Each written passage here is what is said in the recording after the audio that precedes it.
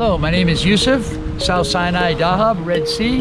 This is my story of how I became a Muslim and how I ended up in paradise. Maliki Yawmiddin, Iyyaka na'budu wa iyyaka nasta'in. I have finally made it to Dahab. It is stunning out here on the Red Sea of Egypt. I've heard a lot about this place over the years and I'm just super excited to finally be here and see what it's all about. And you'd never expect there to be this perfect little hippie town out here in the middle of the Sinai Peninsula in Egypt, but it is true. This place has an incredible, charming vibe. And honestly, when I travel around the world, I try to find the most interesting and inspiring people that I can find. So when my friends told me yesterday about a guy named Yusuf, I immediately contacted him, and you guys are not gonna believe what this guy has to say. He's full of insight, full of knowledge, and I'm just really excited to tell you his story. Assalamu alaikum wa rahmatullahi wa barakatuh. Peace and blessings to all of you. May your camels have camels. I spent most of my life overseas. When I was 7 to 14, my parents were missionaries, so I grew up in Guatemala. And then I came back to the States till 78. I left in 79 back to Guatemala. I met a French woman, moved to France, stayed there 21 years. And then later to Holland for 22 years. I left everything in Holland. At 57 years old, I had a life, a beautiful wife, beautiful children in university, a beautiful house, a beautiful job, shoes coming out of my ears. All this that I had, and I gave it up. Why Dahab? Dahab just happened like that, really. I was busy promoting diving and technical diving in Sharm, and we have some of the deepest and the best places here. You know that, Blue Hole. So I promoted technical diving and all the dive gear that went with it. I left in 2010 and I came back in 2017, so I was 7 years away. But now Yusuf has come back to Dahab with a completely different mission in mind. I've come here to basically speak to the next generation, which is very important to me. And I came with a message from my father. And the message is this. It's called the Law of One. The Law of One is you have two choices in life, either to serve yourself or to serve others. If you serve yourself, you're not going to pass the test of life. If you serve others with love and forgiveness. Now in the days that we're living, and we see that all these love generators are being shut down, families are being separated, churches and mosques and also synagogues are being closed, now is more than ever that the people really need to understand that service to others is the only way that we're going to generate love. That's so well said. A lot of people have never heard of Dahab. How would you explain it to them? What draws you to it so much? Let's put it this way. In the Bible, also in the Quran, Egypt has always been a place of safety and learning for God's chosen, okay?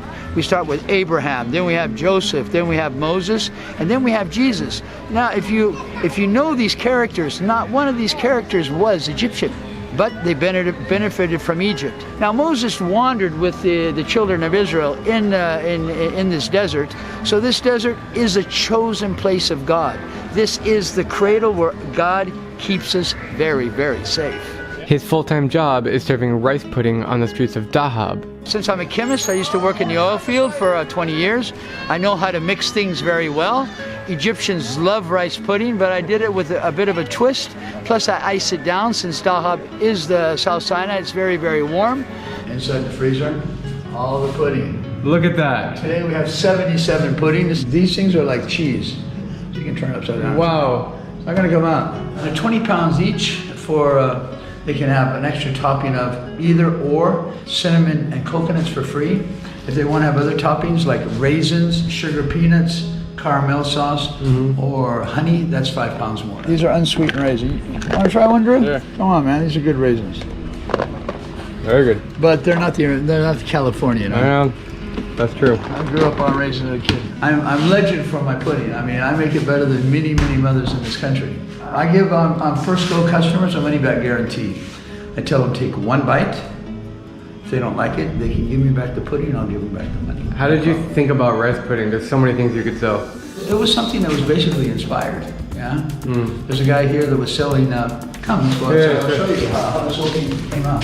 There's a guy here that sells koshery, I don't know if you know. Yeah, I just had koshery in Cairo, it's amazing. And he was gonna retire, so I bought his cart. It's over here, it's retired. I had it, I fixed it up myself, because I originally trained as a cabinet builder and a carpenter. And then I had it painted by one of our painters here. This is the original baby right here. It's like an antique item now. Oh, this is cool. That's so cool. He rides his bicycle up and down the main roads of Dahab in the blazing hot sun that can reach up to 50 degrees Celsius or 122 Fahrenheit. And I average roughly about 18 to 25 kilometers every day. Yeah, good exercise. Sure is. And then as I'm riding, I say, Rose de Blaven, Rose de Blaven, Rose de Blaven metallic, rice pudding, come and get it, folks, rice pudding. All right. Do you like his rice pudding? Yusuf's rice pudding has gotten so popular that pretty much everyone knows him in town. You could call him a local celebrity. Well, it's beautiful because we're all a family and we all love each other and we take care of each other. And we have to be comfortable with each other so that we can be aware of their needs. Everything okay? Yes, Alhamdulillah? Can I do anything to help you? No? No? Okay, great. Yusuf has a spiritual energy like none other, and just speaking with him gives you this feeling that he knows things that many of us don't. Now, I was aware of everything that's happening now 3.5 to 4 years ago. I knew that at one point people would be frozen in the place that they're at. That was the first lockdown. Lockdown number 2 is coming in October, and then they're going to put everybody in their box and vaccinate them.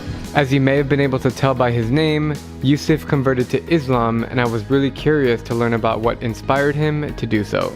I converted to Islam about 14, 15 years ago. See, my parents were missionaries, or evangelical missionaries, so I was raised with the Bible between my teeth. But when I fell in love with Islam, I know the Quran better than many imams because I read it and I studied it very, very deeply. What was the first moment where you said, I really like this religion? Well, it was 1/3 of the way through the Quran. I had this feeling that welled up from inside and hit my head, and it was a tingling sensation, and I said, holy crap, I'm a Muslim. Yeah, that was basically the revelation. And you're praying 5 times a day, and you're 5 times a day, and I fast during Ramadan, sometimes during the week. It does me good. Amazing. You mind me asking your age? My age, I'm 60. I was born in 1960. This is the year 2020. So yeah, 60 and 60. That was really an awesome experience to meet Yusuf. That's a guy I can talk to for literally days and days and never get bored. I mean, this guy has seen everything, and he knows so much, and he's just a really cool person just to connect with. And so it's been a really awesome experience.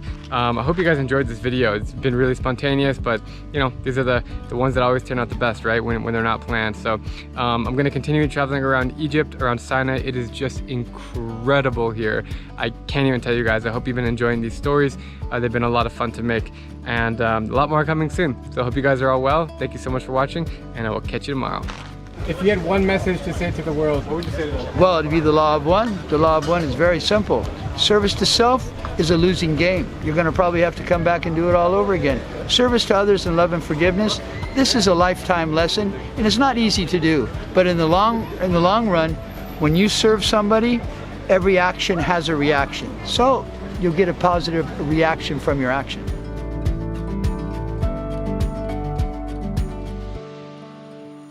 What are some crazy things that you've done in your life? I had a pretty crazy life, especially working in the oil field. I think in my life, some of the craziest things I've had is I've had guns pulled out on me and people wanting to kill me. Which country?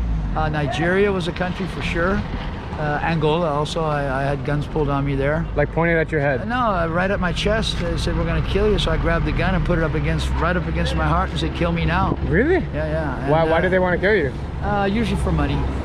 Did you pay them? No, I didn't pay them. I didn't have any money to give them, but they're usually drunk, drunk on drugs, and they set up a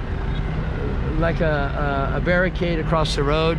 So I used to travel in Angola with an ice chest full of beer and a carton of Marlboro. So usually I'd stop, give them a couple of beers, a couple of packs of Marlboro, and that would be okay.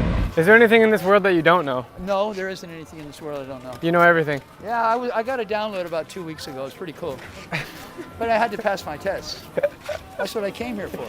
I really look to find inspiring people and people doing cool stuff around the world, and it's not often that I come by someone like you, so thank you for being awesome. Well, man, listen, tomorrow you get to see the pudding, my operation on my bicycle, how I'm all set up.